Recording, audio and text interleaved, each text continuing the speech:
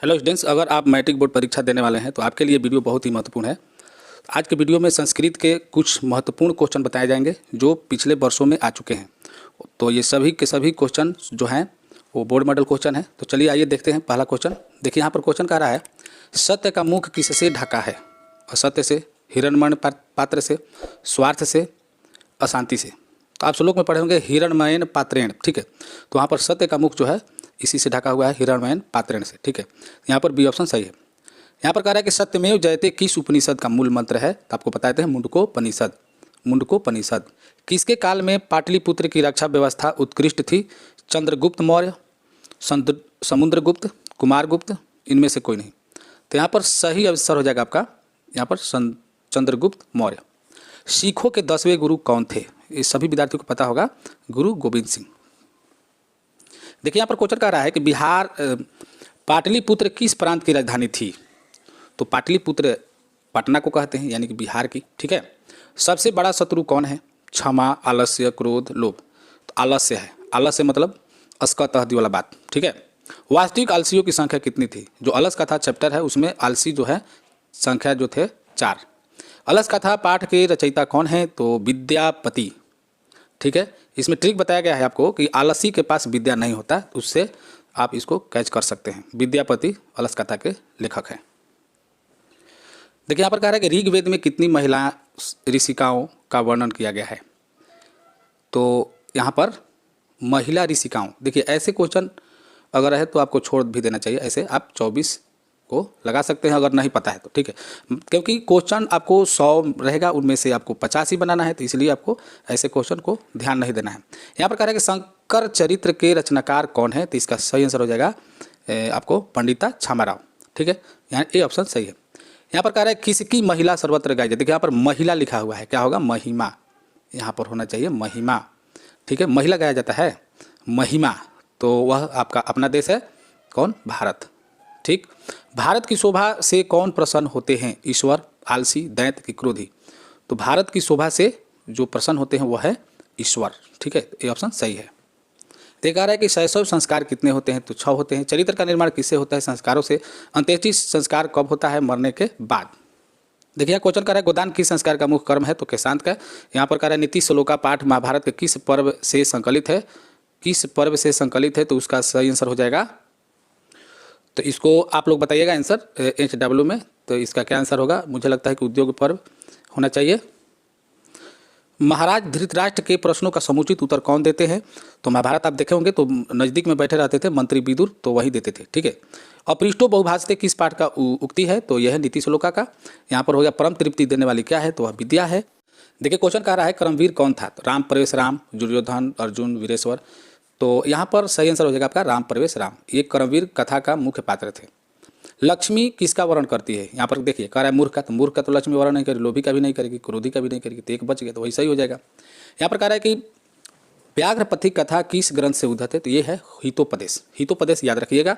स्वामी दयानंद का बचपन का नाम क्या था? तो है मूलशंकर, ठीक है, मूलशंकर। स्वामी दयानंद की शिक्षा की शुरुआत किस भाषा माध्यम से हुई? तो वह सही आंसर हो जाएगा आपका संस्कृत, ठीक है।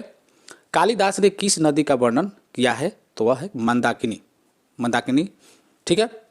बूढ़े बाघ के हाथ में क्या था? तो उसके हाथ में कुश का कंगन था। वो कुश को सोने का कंगन बता रहा था, घास के बनाया था, लेकिन यहाँ पर सोने का कंगन दिया है, यहाँ पर चांदी, तांबा, लकड़ी दिया है, तो ऐसा तो कुछ नहीं था, लेकिन उसी को कह रहा था कि सोने का कंगन है। राही से बोलता था भो भो पांथा। दानवीर कौन था? दानवीर आप लोगों को सभी को पता होगा, दानवीर कर्ण को कहते हैं, ठीक है। देखिए यहाँ पर ईर्ष्या और असहिष्णु किसको उत्पन्न करते हैं? तो जो है ईर्ष्या अगर होगा तो अशांति होगा, ठीक है। तो बिल्कुल यहाँ पर प्रेम दिया है, शांति दिया है, तो नहीं होगा, अशांति।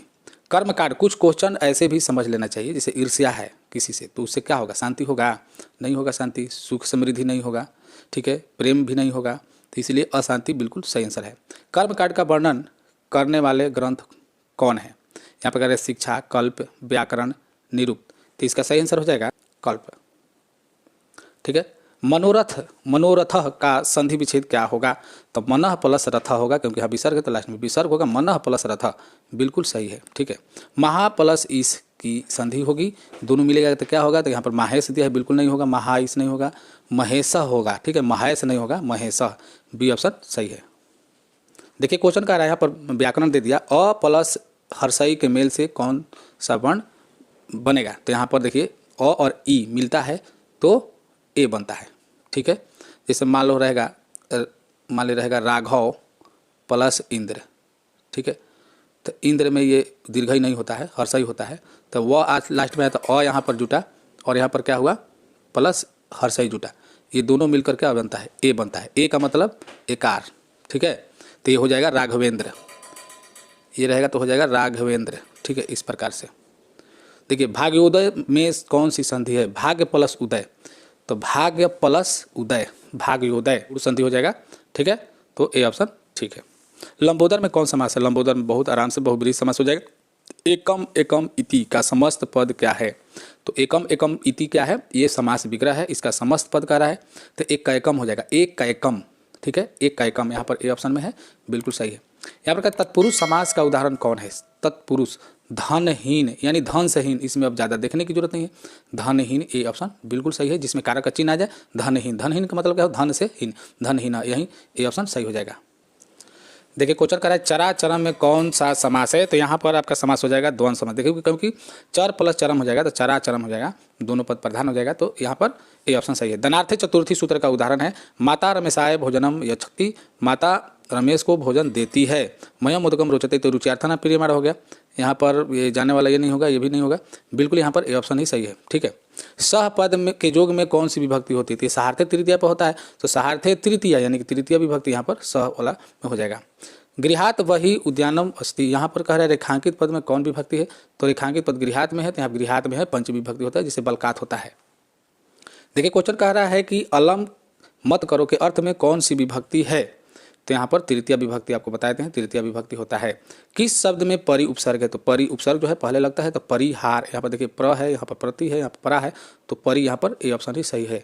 प्रत्याशा शब्द में कौन सा उपसर्ग है? तो देखिए प्रत्याशा, ये पर यण संधि है, यानी प्रति प्लस आशा हो जाता है, प्रति प्लस आशा हो जाएगा, यानी यहाँ पर सी ऑप्शन आपका सही होगा, ठीक है। भू धातु के लोट लकार मध्यम पुरुष एक वचन में, भू धातु का लोट लकार कह रहा है मध्यम पुरुष एक वचन, तो बिल्कुल भाव हो जाएगा, ठीक है। यहाँ पर ए ही ऑप्शन होगा, क्योंकि ये चलता है तू ताम अंतु अतम त, तो यहाँ पर भाव का रूप चलता है, तो यहाँ पर भाव केवल हो जाएगा, ठीक है। भवंतु नहीं होगा, क्योंकि मध्यम पुरुष के एक वचन कह रहा है। अगर मान लीजिए पठ धातु होता तो केवल पठ हो जाता। देखिए अलिखत किस लकार का रूप है? अलिखत, तो अ जिसमें लग जाता है, लिख में अ लग गया है, तो ये जो है लंग लकार है, बी ऑप्शन सही है। देखिए क्वेश्चन कह रहा है कि पचेत किस धातु का रूप है? पच धातु का रूप होता है, पच, पच मतलब पकाना होता है, ठीक है। अकुर्वन में कौन सी धातु है? तो क्री धातु है, ठीक। मतीसु में कौन विभक्ति? जैसे पलकेसु होता है, मुनिसु होता है, किसमें होता है? सप्तमी में होता है। भवतक किस शब्द का रूप है? तो ये भू शब्द का रूप है, ठीक है, भू धातु का रूप है भवतक। देखिए यहाँ पर धातु नहीं कह रहा है, किस शब्द कह रहा है, तो यहाँ पर भू ही होना चाहिए। लेकिन जैसे मान लीजिए अगर ऐसा क्वेश्चन हो जाए तो इसको बनाना नहीं चाहिए, क्योंकि यहाँ पर धातु कहता तो बिल्कुल भू हो जाता, भवत भी हो सकता है, ठीक है। ये दोनों तो नहीं होगा बिल्कुल, लेकिन भवत भी हो सकता है। इस पर ज़रा ध्यान दीजिएगा, ऐसे क्वेश्चन में को बनाना ही नहीं चाहिए, ठीक है। अब देखिए बच्चे, देखिए यहाँ पर ध्यान दीजिए, क्या कह रहा है कि लता शब्द के तृतीया बहुवचन का रूप कौन सा है? देखिए लता शब्द का तृतीया बहुवचन, लतया लताभ्याम लताभि, यहाँ पर देखिए, यहाँ पर ये लताभि, सी ऑप्शन बिल्कुल सही हो जाएगा। एक वचन कहता तो लतया हो जाता, ठीक है, द्विवचन कहता तो लताभ्याम हो जाता। वच प्लस कक्त्वा से कौन सा शब्द बनेगा? तो पहले तो जिसमें आधा क रहेगा वो तो होगा नहीं, ये दोनों नहीं होगा, पहला बात। और ये तो वृत्तवा हो गया, तो ये नहीं होगा। वचित्वा है, वचित्वा होता तो हो जाता, यहाँ पर ऑप्शन ही गलत है। ये मान लीजिए कि अगर ना की जगह पर इसको हम मार सकते हैं, बाकी इसमें तीनों ये जो है कोई भी नहीं होगा, यहाँ तक ये भी नहीं होगा, ठीक है, क्योंकि यहाँ पर बच्चे इत्वा आ गया, ठीक है। चलिए यहाँ पर सहनीय में कौन सा प्रत्यय है? तो नीय है तो अनियर प्रत्यय हो जाएगा, इसमें कुछ सोचना नहीं है। श्रीमान में कौन सा तद्धित प्रत्यय है?